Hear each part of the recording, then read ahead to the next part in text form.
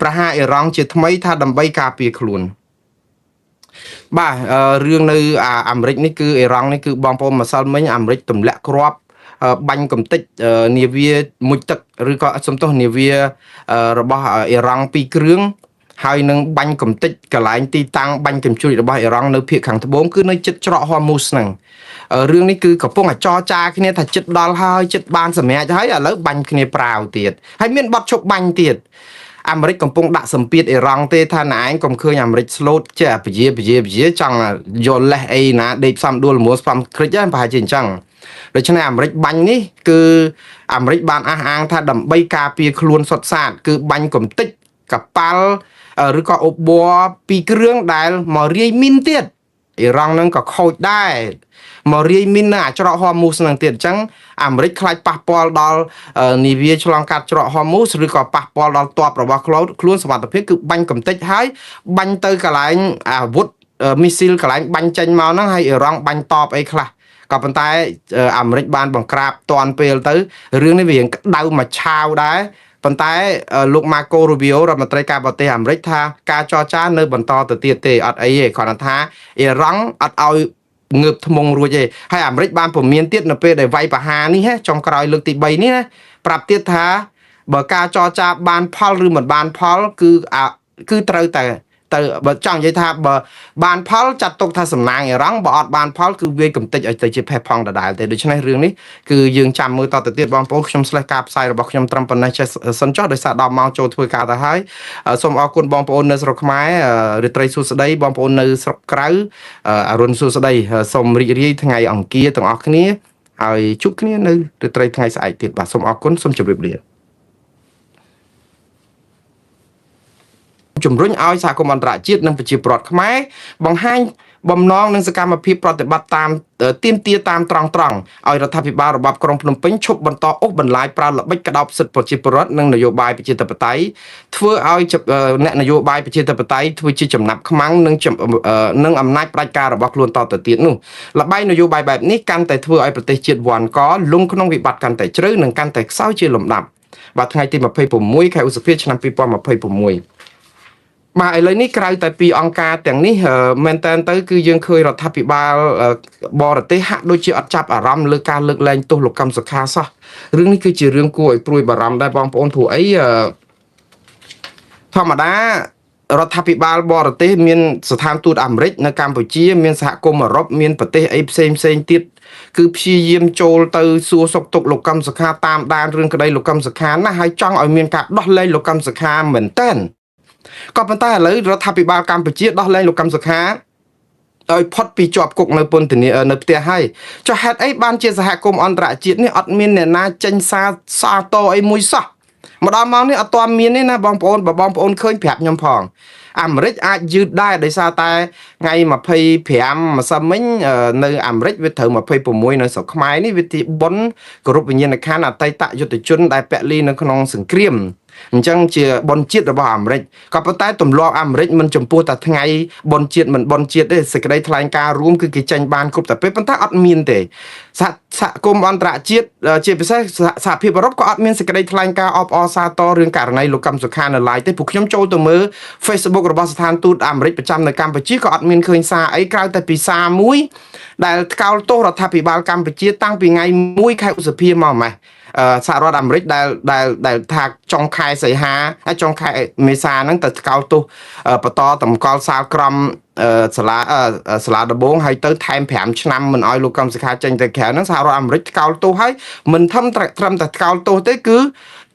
ចាត់ទុកប្រទេសកម្ពុជាថាខ្វះការទទួលខុសត្រូវខ្វះសិលធម៌នៅក្នុងការដែលចោទអាមេរិកថាជា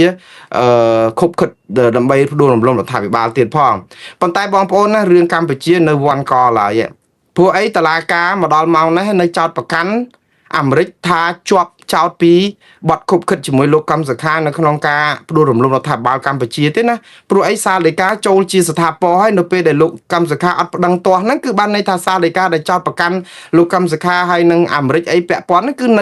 នៅជាប្រវត្តិសាស្ត្រគឺអត់មានលើកលែងទេព្រោះអីរដ្ឋាភិបាលអត់បានលើកលែងបទចោតទេណា រដ្ឋាភិបាលអត់បានលើកលែងបទចោទប្រកាន់ដែលរកឃើញថាលោកកម្មចោទប្រកាន់លោកកម្មសខាថាគប់ខិតជាមួយបរទេសឬក៏មានទោសក្បត់ជាតិនឹងអត់មានលើកលែងអាហ្នឹងទេគឺគ្រាន់តែលើកលែងតែទោសមួយដែលអនុគ្រោះទៅដើម្បីឲ្យទៅជួបម្ដាយទេណារឿងនេះរឿងម្ដាយឯងគឺលោកស្រីសៅថ្ងៃទេលោកយាយសៅថ្ងៃទេបើរឿងមែនតែនគឺអ្វីហ្នឹងគឺរដ្ឋាភិបាលគឺនៅតែចោទប្រកាន់អាមេរិកនិងចោទប្រកាន់ភាគីពាក់ព័ន្ធហ្នឹងថាខុបខិតគ្នាផ្ដួលរំលងរដ្ឋាភិបាលដដែលទេរឿងនេះហើយគឺជារឿងមួយដែលចាំបានថាបើទម្លាក់បាត់ចោលទាំងអស់លើលោកកម្មសខាដោះលែងឲ្យគាត់មានសេរីភាពហ្មងអាហ្នឹងវារួចផុតអាហ្នឹងទាំងអស់អត់មានមន្ទិលអីទៀតទេអញ្ចឹងសហរដ្ឋអាមេរិកអត់មានបានចេញសារគ្រប់គ្រងឬសារតអីទេសហភាពអឺរ៉ុបក៏អត់ដែរក៏ប៉ុន្តែដូចខ្ញុំជម្រាបចឹងសហភាពអឺរ៉ុបបិទទៅថាមិនចេញសារតអបអអីដែរប៉ុន្តែយើងចាំសហភាពអឺរ៉ុបនេះកាលពីថ្ងៃ3ខែមេសាឆ្នាំ2023ពេលដែលចេញសាលក្រមផ្ដន្ទាទោសលោកកម្មសខាភ្លាមសហគមន៍អឺរ៉ុបថ្កោលទោសភ្លាមថ្កោលទោសយ៉ាងចាស់ដៃគឺថាជាការរំលោភបំពានសិទ្ធិមនុស្សសេរីពហុបកហាមឃាត់សិទ្ធិនយោបាយលោកកម្មសខាសិទ្ធិនយោបាយនេះគឺសំខាន់ទាំងសហរដ្ឋអាមេរិកក៏និយាយដូចនេះដែរគឺគេអត់ខ្វល់ពីរឿងតែត្រឹមដាក់គុកនៅក្នុងពន្ធនាគារក្នុងផ្ទះហ្នឹងទេគឺគេចង់ឲ្យមានសិទ្ធិនយោបាយដល់អញ្ចឹងអាហ្នឹងគឺរឿងធំគឺសិទ្ធិនយោបាយឯនោះវិញមិនមែនរឿងឃុំខ្លួននឹងប្រមាណទេអញ្ចឹងសហគមន៍អឺរ៉ុបតាំងពីពេលហ្នឹងមកសូម្បីតែនៅថ្ងៃទី30ខែមេសាឆ្នាំ2026សហគមន៍អឺរ៉ុបក៏កោតទោសដែរក៏បង្ហាញអំពីការមិនពេញចិត្តហើយសហគមន៍អឺរ៉ុបហ្នឹងមានប្រទេសបែលហ្សិកមានប្រទេសអីផ្សេងមួយចំនួនទៀតដែលចូលទៅឃ្លាំមើលសវនាការលោកកម្មសខាក៏គេមិនពេញចិត្តដែរនៅពេលដែលថែម5ឆ្នាំរដ្ឋបတ်សិទ្ធិសេរីភាពលោកកម្មសខាដូច្នេះសរុបមកជំហររបស់សហគមន៍អឺរ៉ុបនិងសហរដ្ឋអាមេរិកដូចជាអត់មានប្រែប្រួលអីមកត្រេកអរជាមួយនឹងការដែលគ្រាន់តែឲ្យលោកកម្មសខារួចផុតពីការឃុំខ្លួននៅក្នុងផ្ទះរួចទៅរដ្ឋបတ်សិទ្ធិសេរីភាពនយោបាយដកហូតសិទ្ធិសេរីភាពនយោបាយគាត់ទាំងអស់ទេពួកអីកន្លងមកទាំងអាមេរិកទាំងសហគមន៍អឺរ៉ុបអំពាវនាវឲ្យផ្ដល់សិទ្ធិសេរីភាពឲ្យលោកកម្មសខាបានធ្វើនយោបាយពេញលេញដូចដើមនេះសហគមន៍អន្តរជាតិនេះអត់ទាមទារឲ្យរដ្ឋាភិបាលកម្ពុជាទទួលសំទោសឬក៏បង់សំណងចាត់ទុកថាជារឿងធំណាប៉ុន្តែជាលទ្ធផលគឺរដ្ឋាភិបាលគឺនៅតែធ្វើដដែលគឺរដ្ឋបတ်សិទ្ធិសេរីភាពអញ្ចឹងបានន័យថាសហគមន៍អឺរ៉ុបឬក៏សហរដ្ឋអាមេរិកអត់មានសេចក្តីថ្លែងការណ៍ណាមួយអបអរសាទររឿងនេះទេរឿងនេះចម្លែកមែនតើបងប្អូនយើងគិតទេព្រោះគេថាតែដោះលែងអញ្ចឹងវាគួរណាតែទូងស្គរពេញពិភពលោកដែរគេអបអរត្រាសាទរផ្ទះដៃអត់សោះសហគមន៍អឺរ៉ុបសហរដ្ឋអាមេរិកឬប្រទេសផ្សេងទៀតនៅស្ងៀមអត់ទាន់ឃើញមានសារអីសោះអានេះបង្ហាញថាអ្វីដែលរដ្ឋាភិបាលធ្វើដែលយើងគិតថាចង់លៀងស្អំចិត្តប្រជាពលរដ្ឋខ្មែរសូម្បីតែប្រជាពលរដ្ឋខ្មែរក៏លោកយល់ថាដូចជាហេតុអីក៏នៅដាក់គាត់នៅក្នុងគុកទៀតអត់ឲ្យគាត់ធ្វើនយោបាយអត់ឲ្យគាត់មកចូលរួមឈរឈ្មោះបោះឆ្នោតអីចឹងដដែលនឹងបានប្រយោជន៍អីចឹងចេញក្រៅគុកដូចនៅក្នុងគុកដដែលហ្នឹងយ៉ាប់ជាងនៅក្នុងគុកទៀតហ្នឹងពួកអីចេញមកហើយអត់ធ្វើអីកើតហើយទៅដល់អញ្ចឹងទៅសហគមន៍អន្តរជាតិយើងកុំសហគមន៍អន្តរជាតិគេអត់ដែលល្ងងទេខ្មែរយើងបោកបានតែខ្មែរគ្នាឯងដែលធ្វើប្រជាពិធដ្ឋទេប៉ុន្តែសហគមន៍អន្តរជាតិគេចេញមកគេឃើញពវៀនបាត់ចទាសយើងណាអញ្ចឹងទៅឃើញសាររដ្ឋាភិបាលបរទេសអត់មានសោះហើយបើមានសារព័ត៌មានអន្តរជាតិវិញណាគួរតែផ្សាយសារតអបអអីនឹងសារដែលអបអអត់សោះសារព័ត៌មានអន្តរជាតិទាំងអស់ដែលយកមកផ្សាយពីរឿងខ្មែរបងប្អូនមានទាំង NHK ជប៉ុន Reuters ABC News BBC The Hill Diplomat សារព័ត៌មានទាំងអស់ផ្សាយស្រោចពីរឿងលើកលែងទោសលោកកម្មសខាប៉ុន្តែផ្សាយពីការខកចិត្តទៅវិញខកចិត្តពីអ្នកសិទ្ធិមនុស្សខកចិត្តពីស្ថាប័ននេះហើយនៅឃើញតែកម្ពុជានៅតែរដ្ឋបတ်សិទ្ធិសេរីភាពដដែលយើងវាគួរតែសហគមន៍អន្តរជាតិមកផ្ទះដៃអបអរសាទរថាយើងមានភាពប្រសើរវាទៅជាអត់ទៅវិញឃើញទេបងប្អូនអញ្ចឹងណាអញ្ចឹងឲ្យបានថាយើងគិតថាធ្វើអីក៏ដោយយើងចង់ឲ្យគេគិតថាការប្រឡែមប្រឡំរបស់យើងនឹងវាបានប្រយោជន៍វាអត់ទេគឺគេមើលឃើញអញ្ចឹងហើយដល់អញ្ចឹងឃើញគេអត់មានសារតហើយដល់អញ្ចឹងរូបភាពមុខមាត់យើងដដែលសង្ឃឹមថាលោកកម្មសខានឹងរួចផុតពីការចាត់ប្រកាន់ទាំងអស់នេះទៀតចោះពួកអីបើការផ្សះផ្សាជាតិផ្សះផ្សាយ៉ាងម៉េចខ្ញុំពងតែឆ្ងល់ដែរក៏ប៉ុន្តែបងប្អូនរឿងមួយដែលបងប្អូនមានមន្ទិលតាក់ទងនឹងសាលដីការបស់សាលាធរនៅថ្ងៃទី30ខែមេសាដែលតម្កល់សាលក្រមសាលាដំបងហ្នឹងណា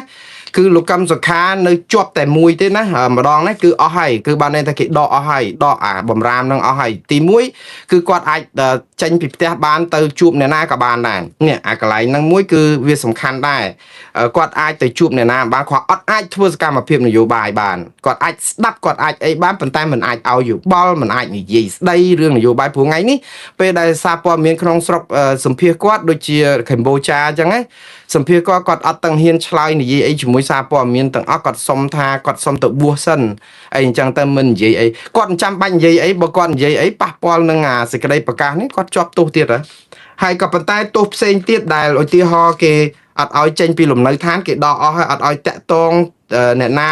តាមស្អីប្រព័ន្ធអេឡិចត្រូនិកប្រព័ន្ធទូរស័ព្ទអីហ្នឹងគឺគេដកអស់ហើយដូច្នេះគាត់អត់មានជាប់បំរាមជួបអ្នកណាណីអីទៀតទេអ្នកណាជួបគាត់ក៏បានដែរគាត់ថាគាត់មិនអាចនិយាយរឿងនយោបាយបានតែប៉ុណ្ណឹងឬចេញសារនយោបាយឬធ្វើនយោបាយអាហ្នឹងគឺវាមានភាពប្រសើរកន្លែងហ្នឹងប៉ុន្តែជាទូទៅអស់ហើយសិទ្ធទាំងអស់និយាយទៅដាក់ស្បង់ចៃវរឲ្យពាក់ឲ្យគាត់នៅក្រងជាប្រសង់ប៉ុន្តែហាមសូត្រធម៌ហាមទេសនាហាមបិណ្ឌបាតនេះឥឡូវយើងគិតមើលប្រសង់ក្រងស្បង់ចៃវរហាមរៀនថ្វាត់ជាយធម៌ដើម្បីទេសនាដាស់តឿនព្រានប្រដៅឬក៏ចូលរួមនៅក្នុងសកម្មភាពសង្ឃប៉ុន្តែនៅឲ្យពាក់ស្បង់ចោះតែអត់ឲ្យធ្វើសកម្មភាពសង្ឃទេលោកកម្មសិក្ខាដូចគ្នាអញ្ចឹងហ៎បងប្អូនឲ្យគាត់ធ្វើជាឲ្យគាត់រួចពីការជាប់ឃុំប៉ុន្តែដាក់គាត់ជាអ្នកនយោបាយតែដកសិទ្ធិនយោបាយគាត់ទាំងអស់អាហ្នឹងយើងគិតមើលខ្លួនឯងទៅថាតើវាអយុត្តិធម៌ប្រមាណសម្រាប់លោកកម្មសិក្ខាហើយវាឆ្កងវាគ្មានភាពសមហេតុផលប៉ុណ្ណាជាការពិតហើយគាត់បានទៅជួបម្ដាយគាត់បានអីអញ្ចឹងហើយមានអ្នកខ្លះសម្ដែងបង្ហាញការខកចិត្តថាហេតុអីក៏លោកកម្មសិក្ខាសុកចិត្តតស៊ូបាន9ឆ្នាំទៅហើយទុក្ខរកិរិយាធ្វើវិបស្សនាកម្មដ្ឋានឬក៏មិនរត់ចោលស្រុកឬក៏នៅក្រាញននាលក្នុងការតតាំងជាមួយរឿងនេះដោយអហិង្សាឲ្យអស់ចិត្តហើយស្រាប់តែចុងក្រោយទៅទទួលកំហុសដែលខ្លួនមិនបានប្រព្រឹត្តខុសទាំងអយុត្តិធម៌ហ្នឹងដើម្បីដោះដូរជាមួយនឹងការដែលឲ្យនៅក្រៅឃុំហើយអត់ធ្វើអីបានកើតទៀតមានអ្នកខ្លះចាំប៉ុន្តែបងប្អូនមិនដឹងស្ថានភាពគាត់តើផ្លូវចិត្តគាត់យ៉ាងម៉េចយើងអត់ដឹងលោកកម្មសិក្ខាស្គមមើលទៅដូចថាស្រកគីឡូស្រកអីក៏ច្រើនអីចឹងដែរហើយតើគាត់ទុករីងរៃយ៉ាងណាទៅព្រោះគាត់ធ្វើអីក៏តែមិនកើតចេញពីផ្ទះគាត់តែមិនបានម្ដាយឈឺក៏មើលមិនបានអីចឹងទៅដូច្នេះចង់ឲ្យរួចមកគ្រាក៏ធ្វើអញ្ចឹងសិនទៅក្រែងលោថាបានបើអត់អីជីវិតចុងក្រោយក៏បានធូរជួបម្ដាយជួនកាលគាត់អាចគិតអញ្ចឹងណាបងប្អូនចេះតែគិតថានៅទុក្ខរកិរិយាមកអាយុប៉ុន្តែបងប្អូនបានសុខតើគាត់មិនដឹងបានសុខប៉ុណ្ណាដូច្នេះវាយើងចេះតែប្រៀបធៀបលោកកម្មសិក្ខាទៅនឹង Nelson Mandela អីណា Nelson Mandela ជាប់គុកអាយុ40ហ្នឹងជាប់27ឆ្នាំចេញពីគុកមកអាយុ67ឆ្នាំនៅកម្លាំងបឹបធ្វើនយោបាយឡើងបានតែលោកកម្មសិក្ខាជាប់ពន្ធនាគារអាយុ70ឆ្នាំហើយណាហើយចុះបើឲ្យជាប់27ឆ្នាំដូច Nelson Mandela ចេញមកអាយុ97ហើយណាគាត់ធ្វើអីកើត97ឲ្យតបានដល់97ហៅថាប្រគុណចែកតែប៉ុន្តែយើងទៅនៅក្នុងគុកអត់មានស្អីរីងរៃផ្លូវចិត្តនេះធ្ងន់ណាផ្លូវចិត្តតែយើងបាក់ទឹកចិត្តតាមមួយឆ្នាំ2ឆ្នាំស្រួលมันអាចនឹងរស់បានផងកុំថាឡើយដល់ទៅនៅដល់អាយុដល់ជិត100អីណានឹងពិបាកអញ្ចឹងបងប្អូនអញ្ចឹងគេដាក់សម្ពាធគាត់ឲ្យអញ្ចឹងគាត់ស៊ូនឹងសម្ពាធនឹងអត់បានទេចុងក្រោយគឺអ្វីដែលគួរឲ្យខកចិត្តហ្នឹងគឺគាត់ជ្រើសរើសយកវិធីដែលរងសម្ពាធរដ្ឋាភិបាលកម្ពុជានេះអត់បានហើយដោយយកហេតុផលមួយពេលដែលម្ដាយមានចេះផងរដ្ឋាភិបាលក៏បានលេះល្អហ្នឹងហើយចេញអញ្ចឹងទៅលាក់នឹងលាក់ប៉ុន្តែលោកកម្មសិក្ខាមុននឹងចេញឲ្យគេអនុគ្រោះទោសនេះណាគាត់បាននិយាយទៀតថាអ្នកណាដែលសាបព្រោះខ្យល់រមែងទទួលផលជាព្យុះសង្គ្រាឲ្យទទួលតាមអំពើបាបកម្មឯណាប៉ុន្តែនិយាយឲ្យស្មានតែគាត់នៅបន្តនៅក្នុងឃុំខ្លួនចឹងទៀតទៅហើយតតាំងប្តឹងសារទុកអីទៀតទៅគឺចេញជាសារបែបនេះប្រជាពលរដ្ឋខ្លះខកចិត្តក៏ប៉ុន្តែបងប្អូនយើងមិនដឹងស្ថានភាពរបស់លោកកម្មសិក្ខាយ៉ាងម៉េចតើគេចរចាគ្នាយ៉ាងម៉េចគ្រាន់តែថា ខ្ញុំជឿថាសម្បទានអីក៏ដោយរដ្ឋាភិបាលកម្ពុជានេះបើទាល់តែលោកកឹមសុខាប្រាប់គេថា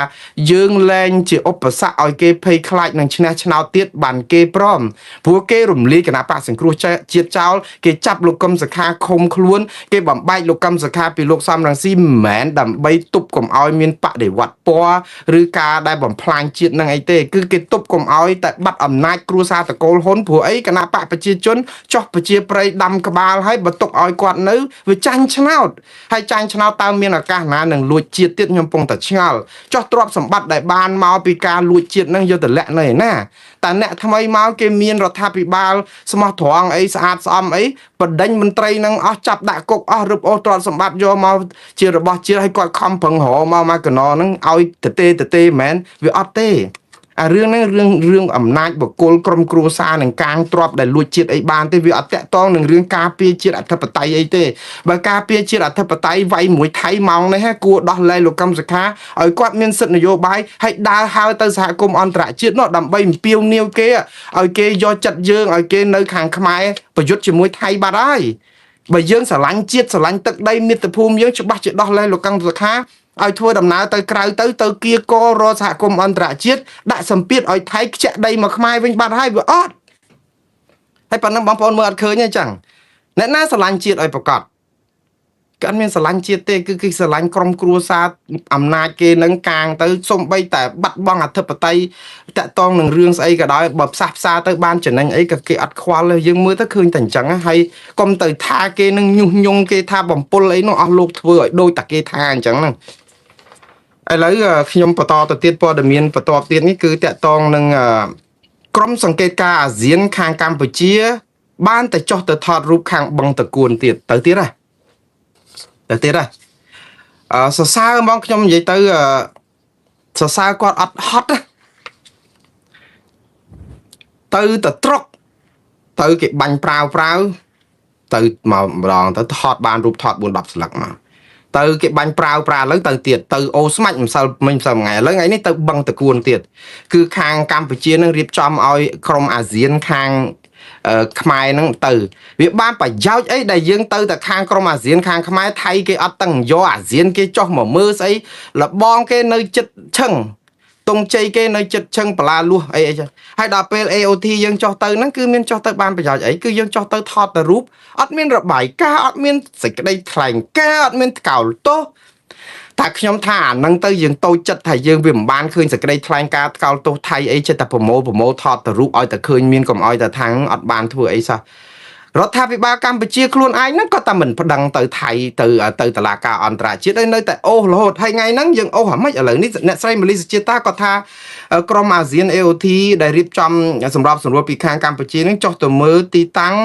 នៅឯតំបន់បឹងតកួនឃុំគោករមៀតស្រុកថ្មពួកខេត្តបន្ទាយមានជ័យដែលជាទីតាំងត្រូវបានទទួលរងការវាយប្រហាររីបលាលួស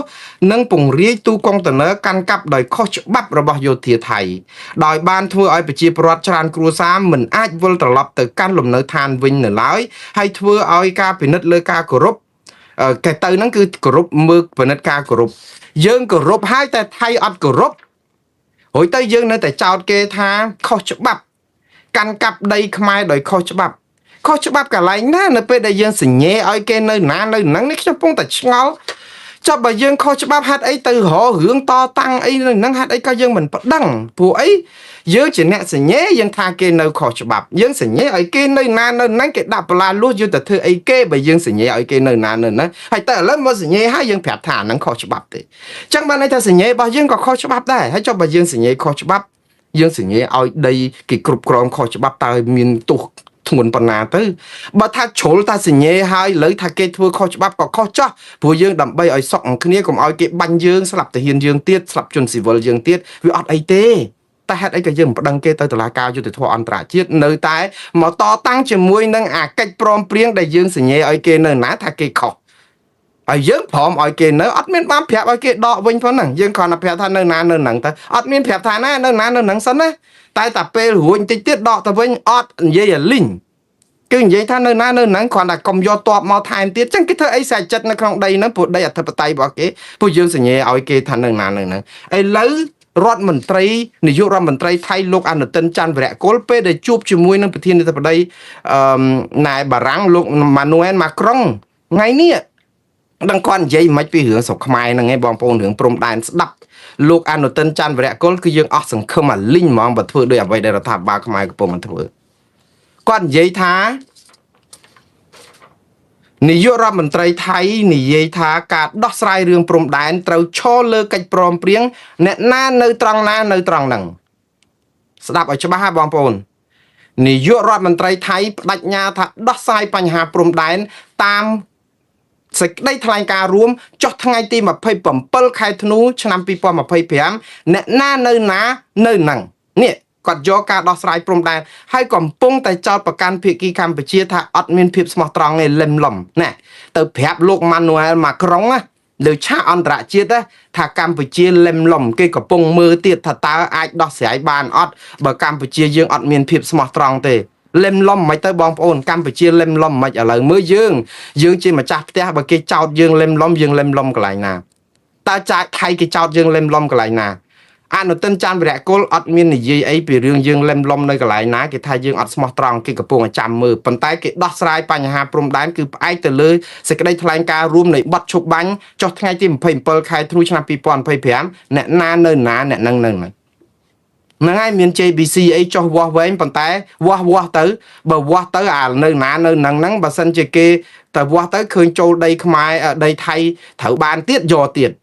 បើរឿងឲ្យវិញប្រហែលជាអត់ទេខ្ញុំជឿថាដឹងអាប្របាឯងព្រោះឯថៃប្រើផែនទីខ្នាត1លើ50,000យើងប្រើលើ200,000អញ្ចឹងបើថាបានមកថៃទៀតគេយកបើថាឲ្យមកខ្មែរវិញគឺដឹងអត់ដែរបើថាញ៉ៃលុប MOU 2000នឹងចោលទៀតចាំមើលព្រោះគេកំពុងតែទៅលុបចោលប៉ុន្តែរឿងដែលសំខាន់ដែលគេចោទថាយើងលឹមលំនឹងដឹងរឿងអីទេបងប្អូនគេចោទកម្ពុជាថាសញ្ញេនៅនឹងដៃលុបនឹងជើងនេះអាលឹមលំហ្នឹងគេថាអញ្ចឹងព្រោះគេថាយើងអត់ស្មោះត្រង់ទេម៉ោងណាក៏យើងទៅរករឿងថៃពីរឿងឈ្លានពានស្រុកខ្មែរហ្នឹងដែរដែលយើងចុះហត្ថលេខាព្រមឲ្យគេនៅណានៅហ្នឹងហើយតែយើងទៅរាយការណ៍លើឆាកអន្តរជាតិថាថៃឈ្លានពានកម្ពុជាអានេះហាគឺយើងឈឺចាប់បងប្អូនជាខ្មែរខ្ញុំឈឺចាប់មែនតើអញ្ចឹងបាទខ្ញុំនិយាយថាបើខ្ញុំជាមេធាវីខ្ញុំការពារឲ្យកម្ពុជាខ្ញុំចាញ់ក្តីគេបាត់ហើយបើកូនក្តីខ្ញុំនិយាយអញ្ចឹងរឿងអីបានការពារក្តីគេមិនឈ្នះឃើញគេយកអាហ្នឹងមកសក់យើងឯងគេថាយើងសញ្ញេគេឲ្យនៅណានៅហ្នឹងហើយយើងទៅប្រាប់គេថាគេឈ្លានពានយើងប្រព្រឹត្តអំពើខុសច្បាប់តើខុសច្បាប់យ៉ាងដូចម្ដេចបើគេនៅណានៅហ្នឹងយើងសញ្ញេលោកទាសីហាសញ្ញេឲ្យគេនៅណានៅហ្នឹងគេធ្វើអីក៏បានដែរនៅក្នុងកន្លែងដីនៅណានៅហ្នឹងណាព្រោះជាដែនអធិបតេយ្យតែយើងអាចចូលទៅកន្លែងដីដែលនៅណានៅហ្នឹងបានទេមើលសាកមើលយើងអត់ចូលទៅកន្លែងហ្នឹងបានន័យថាវាជាដែនគ្រប់គ្រងរបស់យោធាគេធ្វើអីក៏បានហើយតែយើងចោទថាគេធ្វើនឹងខុសច្បាប់ហើយទៅប្រាប់អន្តរជាតិទៅប្រាប់អង្គការសហប្រជាជាតិទៅប្រាប់អីផ្សេងទៀតសារព័ត៌មានអីថាថៃឈ្លានពានកម្ពុជាឃើញគេរករឿងយើងថាយើងលឹមលំអត់ស្មោះត្រង់ទេរឿងហ្នឹងគឺគេរករឿងយើងថាសញ្ញេនឹងដៃលុបអញ្ជើងចុះហេតុអីបានជាយើងឲ្យថៃមើងងាយយើងធ្វើអីបើខ្ញុំជាមេធាវីបើធ្វើដោយអស់លោកគឺយើងចាញ់ក្តីប៉ុន្តែបើខ្ញុំជាមេធាវីសម្រាប់កម្ពុជាខ្ញុំនឹងប្រាប់កូនក្តីខ្ញុំកម្ពុជានេះថាកុំថោកជាមួយថៃយើងអត់ត្រូវការអោបជើងថៃទេយើងមានដងដាវបៀមានអាត់កើអាត់បិចលេងយើងទៅរើស2ជួង3ជួងយកមកលេងវាអត់មានត្រូវលេងកើតទេបើអស់លោកចេះលេងកទេខ្ញុំមិនមែនជាអ្នកដែលងប់លបែងទេប៉ុន្តែខ្ញុំដឹងលបែងកទេហ្នឹងបើមានកចាស់មានអាត់អីទៅបៀធំប៉ុន្តែ2 3ហ្នឹងយើងចាញ់គេហើយហើយដល់យើងទៅរើស2 3មកលេងអាត់កចាស់ដែលត្រូវប្តឹងទៅតុលាការយុត្តិធម៌អន្តរជាតិព្រមទាំងអន្តរជាតិអត់ប្តឹងហើយមកនៅលេងសាំជាមួយនឹងថៃរហូតទៅក្បែរព្រំដែនគេបាញ់គេរករឿងគេថាយើងលឹមលំគេថាយើងអញញ៉ៃគេថាយើងរំខានគេថាយើងសាំហើយយើងសាំមែននិយាយឲ្យត្រង់យើងសាំមែនរឿងដែលប្តឹងបានយើងធ្វើឲ្យយើងថ្លៃធ្នូដូចខ្ញុំនិយាយចឹងប្តឹងថៃទៅតុលាការព្រំទាំងអន្តរជាតិយុត្តិធម៌អន្តរជាតិនាំគ្នាទៅអង្គុយវាយទៀងលេននៅអូជាទៀលផឹកទឹកដូងញ៉ាំមឹកអាំងធ្វើអីធ្វើទៅថៃបាក់ស្បាតថៃខ្លាចណាស់តុលាការអន្តរជាតិនេះប៉ុន្តែខ្ញុំអត់យល់នៅពេលដែលយើងស្រឡាញ់ជាតិយើងការពារទឹកដីយើងមហាសាមគ្គីខ្មែរយើងចង់ឈ្នះថៃទាដីថៃដីខ្មែរដីថៃដែលទៅដើមពីខ្មែរវិញឲ្យបានគឺក្នុងតម្លៃណាក៏ដោយមិនឲ្យបាត់តែនៅក្នុងពេលជាមួយគ្នាហ្នឹងទៅអោបជើងថៃទៅអញញ៉ៃក្បែរព្រំដែនឲ្យតែថៃមើងងាយយើងអត់ទៅរកអយន្តការដែលទៅបានមកវិញតាមរយៈតុលាការអន្តរជាតិដែលថៃខ្លាចញ័រសាច់ អាថៃខ្លាចញ័រសាច់បែរទៅជាយើងញ័រទៅអោបជើងគេសុំចរចាទៅវិញនេះខ្ញុំអត់យល់ចប់បើយើងខ្ញុំអត់យល់ហើយវាអត់ដូចអ្វីដែលខ្មែរយើងធ្វើជាមួយខ្មែរគ្នាឯងនិយាយពីវាយមួយវាយចាប់ដាក់គុកនិយាយពីឃើញសំបីលោកកម្មសខាខ្មែរគ្នាឯងហ្នឹងគឺថាណែឯងគឺថាមិនអោយណែឯងមានសិទ្ធិសេរីភាពមិនអោយណែឯងធ្វើនយោបាយគឺបំផ្លាញណែឯងដល់ទីបញ្ចប់រស់វេទនាជាងស្លាប់ទៀតអាហ្នឹងយើងប៉ាកែតែដល់ពេលមួយថៃសុទ្ធតាពហិការរបស់គេសុទ្ធតារលរឿងគេចេះថាងាប់ហើយថៃតែបិទព្រំដែនណាដាច់ខ្សោយងាប់ហើយ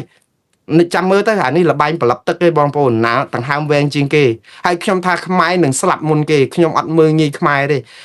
លបែងប្រឡប់ទឹកនេះខ្មែរនឹងដាច់ខ្យល់មុនគេហើយព្រោះខ្មែរមិនមែនដូចថៃទេណាថៃសេដ្ឋកិច្ចគេ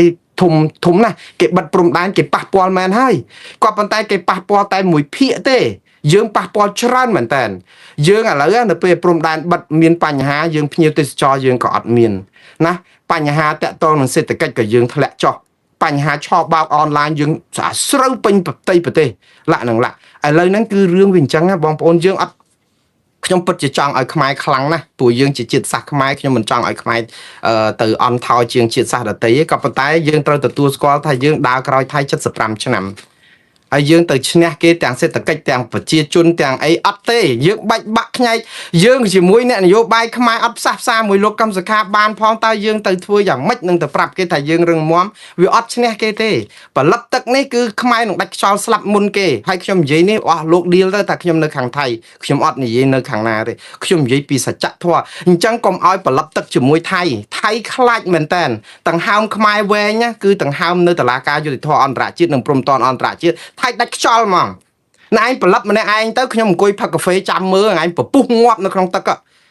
តែយើងអត់ទៅផលិតទឹកជាមួយថៃដែរទាំងដង្ហើមយើងសួតចង់អស់ហើយហ្នឹងនៅសល់ប៉ុនមេដៃ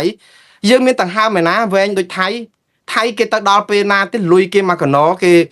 សេដ្ឋកិច្ចគេរីកចម្រើនចង់ងាប់យើងអត់ទៅឈ្នះគេឲ្យកុំមកអួត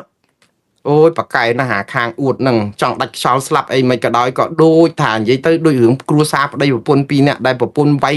ជន់កសកត់កងាប់ហើយនៅតែហងរៀងនៅគេថាអូយងាប់ហើយអូយអានេះនឹងវាយប្រពន្ធងាប់ទៀតហើយយើងនាំគ្នាចូលទៅមើលបើកទ្វារក្រាក់ប្រពន្ធនឹងអង្គុយសកត់កជាប់ហើយស្រែករៀងនៅគេមើលមកនឹងថាអូអស់ចាប៉ុន្តែនៅក្រោមប្រពន្ធសកត់កជាប់បាត់យើងវាធ្វើដូចរឿងអញ្ចឹងណាហើយប្រជាប្រដ្ឋខ្មែរនឹងសឹមស្ដាប់ចម្រៀងយ៉ាដល់អញ្ចឹងទៅខ្ញុំឃើញគាត់ចូលចិត្តស្ដាប់ចម្រៀងច្រៀងបាន2បទហើយខ្ញុំច្រៀងទៀតដើម្បីឲ្យបងប្អូនយើងបានស្ដាប់ចម្រៀងខ្លះទៅបើជ្រុលអញ្ចឹងហើយបងប្អូនលត់បន្តទៀតឲ្យនៅសល់ពេលខ្លីមែនតើខ្ញុំនៅតែលើកទឹកចិត្តឲ្យរដ្ឋាភិបាលឈប់តវ៉ាឈប់អីបានហើយ800លើកហើយបើគេស្ដាប់ហើយវាអត់មានអ្នកណាគេស្ដាប់យើងទេហើយស្ដារសិទ្ធិមនុស្សប្រជាធិបតេយ្យអត់ស្មោះត្រង់ទៀតមួយរឿងលោកកម្មសខាហ្នឹងលេះខេះចឹងទៀតយើងធ្វើលើគោករហូតតែប្តឹងទៅតើឥឡូវប្តឹងទៅតុលាការយុត្តិធម៌អន្តរជាតិព្រមទាំងអន្តរជាតិដាក់ស្អែកទៅកុំដាក់ចាំយូរពេកហើយបើដាក់ទៅគឺថៃញាក់សាច់ហើយតែយើងឃើញចំណុចខ្សោយគេអត់យកអាចំណុចខ្សោយគេមកលេងយើងឲ្យតែចំណុចខ្លាំងឲ្យយើងចាញ់ច្រាបគេរហូតចាញ់ព្រៀបគេរហូតឥឡូវនេះគឺតាក់តងនឹងរង្វាន់2លានរៀលសម្រាប់អ្នកជួយរាយការណ៍វែកមុខអ្នកឆបោកអនឡាញត្រៀមខ្លួនណាបងប្អូនអភិបាលខេត្តកណ្ដាលលោកគួចចម្រើនសរសេរនៅលើបណ្ដាញសង្គម Facebook ថា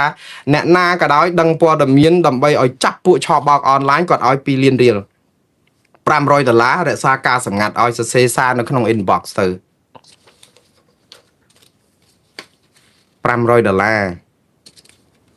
ប្រាប់សារការពារការសម្ងាត់ហើយរដ្ឋាភិបាលកម្ពុជាដែលការពារការសម្ងាត់ណាទៅប្រាប់មិនបើអស់លោកមេធំសិតអ្នកឆោបោកអនឡាញកាងអីហ្នឹងហើយទៅប្រាប់ហ្នឹងដូចទៅចូលរួមខ្លាឲ្យខ្លាខំអញ្ចឹងប្រជាពលរដ្ឋញាក់សាច់ហើយគ្រាន់តែលឺ$500ហ្នឹងគឺចោះអ្នកណាការពារសិតឲ្យគាត់ហើយនៅខេត្តកណ្ដាលរបស់លោកគួចចម្រើនហ្នឹងនិយាយពីអូឆោបោកអនឡាញលោកគួចចម្រើនអត់ដឹងសោះឥឡូវទៅសួរប្រជាពលរដ្ឋឲ្យម្នាក់$500ដើម្បីប្រាប់គាត់វិញហើយចុះបើគេប្រាប់ឲ្យចាប់គាត់ទៅធ្វើម៉េចទៅគាត់ចាប់ខ្លួនឯងមែនលោកហេងស្រស់ហើយនោះវិញដែលជាសកម្មជនព្រៃឈើបាទឥឡូវទៅដល់ប្រទេសអូស្ត្រាលីគាត់ថាចំញាក់មាននរណាហ៊ាននិយាយប្រាប់ទៅលោកម្ចាស់ហើយបើលោកម្ចាស់ឯងពាក់ព័ន្ធនឹងរកស៊ីជាមួយអក្រិតជនឆបោកអនឡាញដែរហ្នឹងការកឆែតណា sorry ការផ្សាយឆបោកអនឡាញចាប់គ្នាដាក់គុកដាក់ទោសប្រមាណឆ្នាំប្រយ័ត្នប្រយែងប្រជាប្រិយខ្មែរព្រោះអីតកែឆបោកអនឡាញសុទ្ធតែជាមន្ត្រីទាំងអស់នោះដែរចុះលោកហេងស្រស់ហើយនឹងក៏មិនទុកមុខទុកមាត់អីគ្នាបន្តិចទៅលោកហើយលោកតែយ៉ាងណាលោកគួយចម្រើនគាត់សរសេរថាអញ្ចេះគាត់ថាបងប្អូនណាខេត្តណាខ្មែរស្នេហាជាតិណាផ្ដល់ព័ត៌មានជាសម្ងាត់ដល់យើងខ្ញុំអំពីទីតាំងការប្រព្រឹត្តស្កែមអនឡាញក្នុងខេត្តកណ្ដាលគឺឈានដល់បង្ក្រាបបានខ្ញុំជូនរង្វាន់2លានរៀលនិងរក្សាការសម្ងាត់ជូនខ្ញុំថាប្រព័ន្ធដឹកនាំរដ្ឋរបស់យើងនឹងគេអត់ហ៊ានគេអត់ទុកចិត្តចឹងបានថាតបាក់ការទុកចិត្តឲ្យអស់ហើយចឹងតស្ដារនឹងឡើងវិញខ្ញុំសរសើរទេគាត់ខំប្រឹងដែរមើលទៅណាប៉ុន្តែមកខំប្រឹងដូចចង់ក្រោយហ្នឹងណាបាទឥឡូវនេះគឺវាចង់ហួសពេលបងប្អូនជំងឺដល់ដំណាក់កាលទី4ហ្នឹងគឺយើងអាចទៅលេបថ្នាំអាចលេបស្អីថ្នាំក្រហមពីក្រៅបានទេតតែវះកាត់ចោលច្រើនមែនតើហើយរហូតដល់ពេលខ្លះហ្នឹងគឺត្រូវលះបង់ចោលអវយវៈកន្លែងខ្លះហ្នឹងដើម្បីរំដោះកន្លែងផ្សេងឲ្យរស់ណាតែបើយើងនៅតែលាបថ្នាំក្រហមដូចលោកគួរចម្រើនធ្វើនឹងទេគឺស្លាប់ហើយបន្តិចទៀតស្លាប់ហើយឥឡូវច្បាប់កាតព្វកិច្ចយោធាចូលជាធរមានហើយបងប្អូនចូលពីថ្ងៃទី3 23ខែឧសភាម្សិលមិញនេះម្សិលមួយថ្ងៃនេះគឺបានន័យថាជាការប្រញាប់តាមពិតបងប្អូនទាំងអស់គ្នាគាត់ចង់ឲ្យខ្ញុំបកស្រាយនេះពីរឿងកាតព្វកិច្ចយោធាចំពោះខ្ញុំមានមោទនភាពណាស់នៅពេលដែលប្រជាពលរដ្ឋខ្មែរចូលដើម្បីការពារជាតិមាតុភូមិយើងជាប្រជាពលរដ្ឋមានកាតព្វកិច្ចនៅក្នុងការជួយជាតិយើងកុំសួរថាជាតិយើងជួយយើងអីបានសួរថាយើងជួយអីសម្រាប់ជាតិបានខ្ញុំអត់មានទោសមនិញក្នុងកាតព្វកិច្ចយោធាតតសោះព្រោះសុខរយៈណាក៏យើងជាប់កាតព្វកិច្ចយោធាដែរចឹងកុំនិយាយពីរឿងកិច្ចពីរឿងអីគ្រាន់តែថាអ្វីដែលគួរឲ្យព្រួយបារម្ភគឺកាតព្វកិច្ចយោធាហេតុអីបានទៅធ្វើពេលហ្នឹងហេតុអីបានជាតបពេលថៃវាយយើងទុកសាច់អីបានយើងធ្វើកាតព្វកិច្ចយោធាវាជាយុទ្ធនាការនយោបាយស្អំចិត្តប្រជាពលរដ្ឋថាកម្ពុជាយកចិត្តទុកដាក់នឹងការថែទាំការពារដែនអធិបតេយ្យខ្មែរណាព្រោះអីកាតព្វកិច្ចយោធាដើម្បីពង្រឹងទ័ពប៉ុន្តែជាកំបិតមុខពីរទៀតហើយបងប្អូនគឺបានន័យថាកំបិតចិត្តដងឯងតែយើងថាអញ្ចឹងបានន័យថាទ័ពយើងខ្សោយមកយោមកហើយទៅដល់ពេលគោរួចបានធ្វើលបងដល់ពេលប្រឡងបានស្វាត់ជាអញ្ចឹងដល់ពេលរើសមកបញ្ញាបញ្ញាប់អាចមានបញ្ហាអំពើពុករលួយឬក៏វិស័យទ័ពនឹងអត់មានប្រាក់ឧបត្ថម្ភអីចឹងគ្នាភ័យបាត់ចូលទៅធ្វើទ័ពទៅអាចបាត់បង់ចំណូលការងារអាជីពអីលក្ខនឹងលក្ខអីអញ្ចឹងទៅបាត់បង់ឱកាសដែលឲ្យទៅហ្នឹងក៏ហូបក្ដួចទៀតគ្នាភ័យអញ្ចឹងតើយើងពង្រឹងវិស័យទ័ពហ្នឹងឲ្យមានលុយច្រើនឥឡូវលុយអត់ទៀត2027 2028 2029លុយទ័ពមានតែចុះថយទៀតព្រោះដោយសារអីរដ្ឋអត់មានចំណូលចាំប្រជាប្រដ្ឋបារម្ភមិនខុសទេប៉ុន្តែបងប្អូនបារម្ភយ៉ាងណាក៏បងប្អូនមិនអាចកិច្ចពីកាតព្វកិច្ចយោធាបានដែរហើយបើកិច្ចជាប់ទោសទៀតអញ្ចឹងកុំព្យាយាមតតាំងនឹងការជាប់ទោសតែយើងត្រូវតែលើកទឹកចិត្តឲ្យរដ្ឋាភិបាលស្ដារសិទ្ធិមនុស្សប្រជាធិបតេយ្យឡើងវិញមានភាពសេរីត្រឹមត្រូវយុត្តិធម៌ក្នុងដំណាភាពអត់មានអំពើពុករលួយដើម្បីអីឲ្យជាតិសាសន៍នេះមានលុយចូលក្នុងវិស័យការពារជាតិច្រើនឧបត្ថម្ភទ័ពបើយើងចូលទ័ពក៏បានលុយប្រាក់ខែអីច្រើន$1000 $1500ចាំបាច់មកធ្វើការអីធ្វើការក្រៅបាន300ហ្នឹងបើទៅហ៊ានបាន1500មួយក្បាលមិនស្រួលអត់មានកន្លែងចោះឈ្មោះទៀតហើយនឹងមានអំពើពុករលួយទៀតបើថាចូលទៅហ៊ានបាន1500ចាំមើលខ្សែ